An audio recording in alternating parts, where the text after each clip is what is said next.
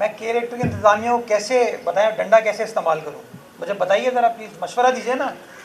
वो एम के मेरे दोस्त जो वफाकी हुकूमत में बैठे हैं, मदद करें मेरी। देखिए मैं तो आज फिर वैलेंटाइंस डे पे मैंने फूल भेजे थे उनको, मैं तो आज फिर कहता हूँ यहाँ पे अपने गेंदा लगाया है, हम और फूल देते हैं यार, मोहब्बतें बांटो, छोड़ो लड़ाई झगड़े का कोई फ़ायदा नहीं है। मैं फिर कहना चाहूँगा, मैं चाहता हूँ नईमुर रहमान साहब, आप तो ख़ुद उस दिन धरने में नहीं थे, मुनीम ज़फ़र साहब भी कहीं कोने वोने में थे, मैं देख रहा था उनको।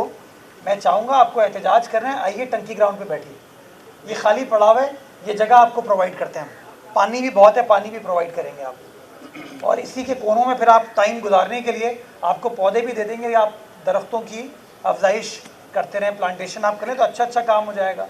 और जब आप यहाँ पर आएँगे तो आपको नूराबाद के सामने की, फलकनाज के सामने की, मेमार के सामने की सड़क नज़र आएगी, और जब सड़क नज़र आएगी तो आपको एहसास होगा कि आपके टाउन ने यहाँ की आवाम के साथ क्या किया है। थोड़ा सा आगे जाएंगे अलीलाल सोसाइटी की सड़कें नज़र आएंगी, थोड़ा सा और आगे जाएंगे चांदनी चौक की सड़कें नज़र आएंगी। तो थोड़ा सा मेरी गुजारिश है अपने जमात इस्लामी के साथियों से, आप हुकूमत का हिस्सा हो, पता नहीं किस दुनिया में जो हुकूमत है वो एहतजाज कर रही होती है सड़कों पर, सड़क ब्लॉक करके।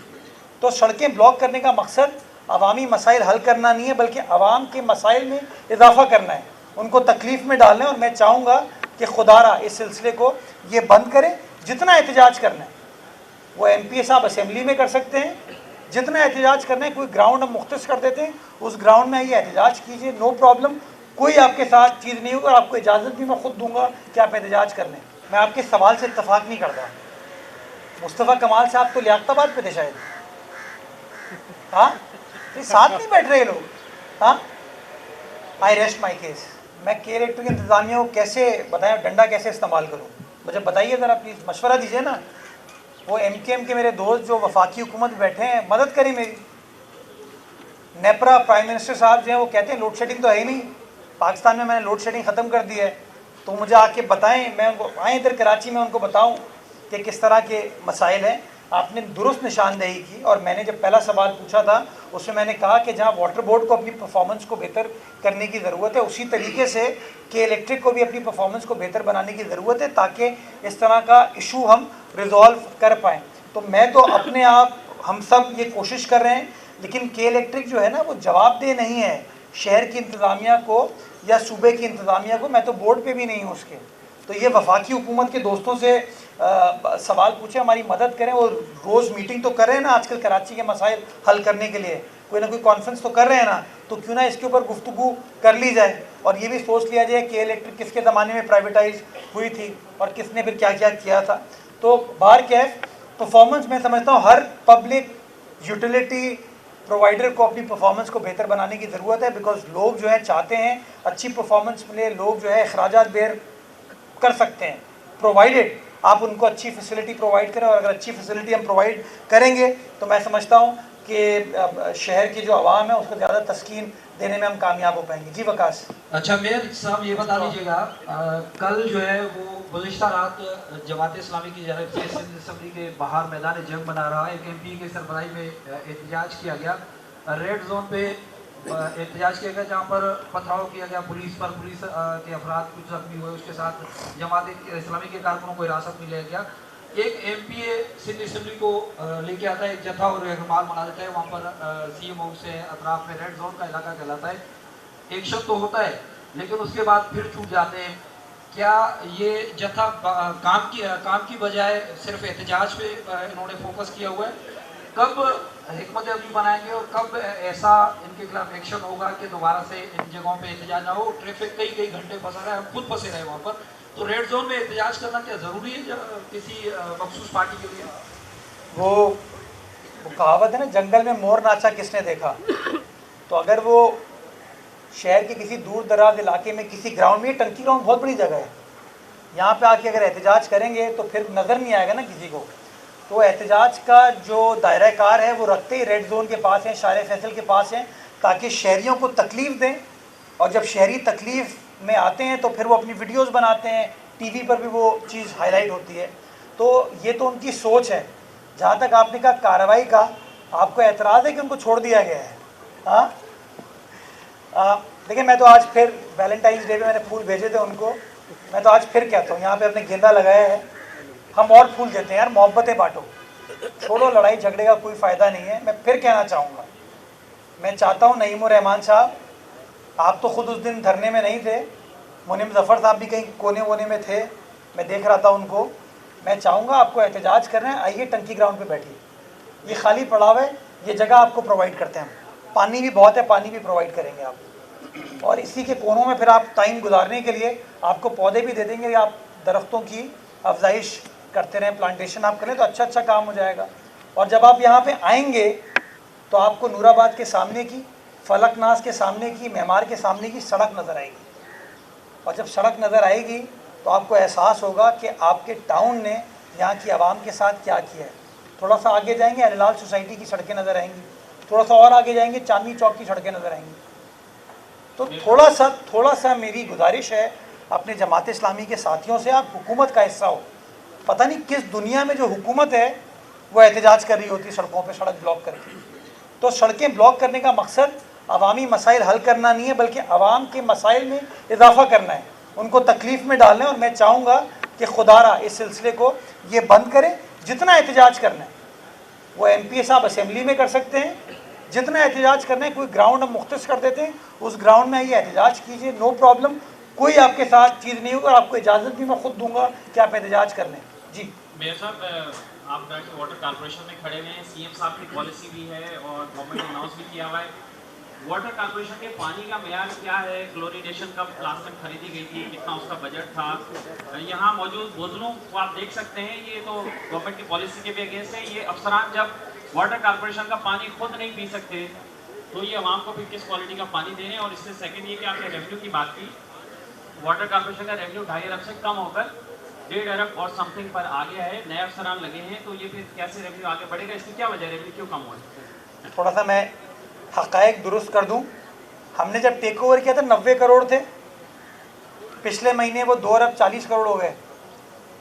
तो आप, यही सोच हमारी है ना कि हम जो नीचे चीज़ होती है हम उसको हाईलाइट करते हैं, जो ऊपर होती है हम वो नहीं करते।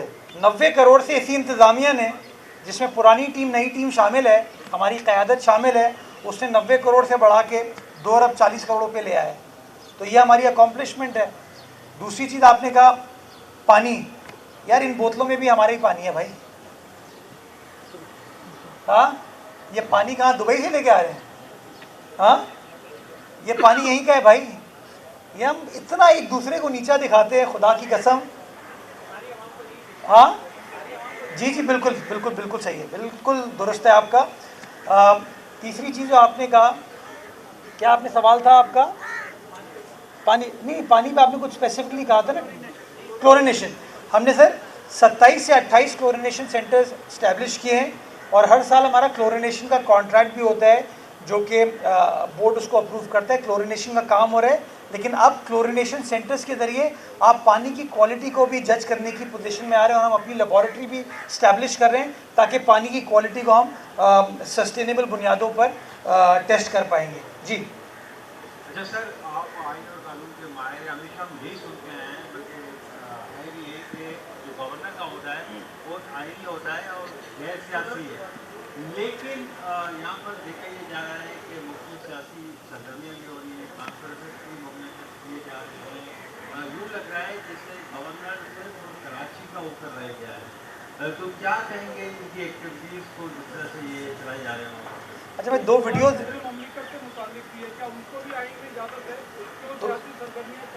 मैं दो वीडियोज़ देख रहा था।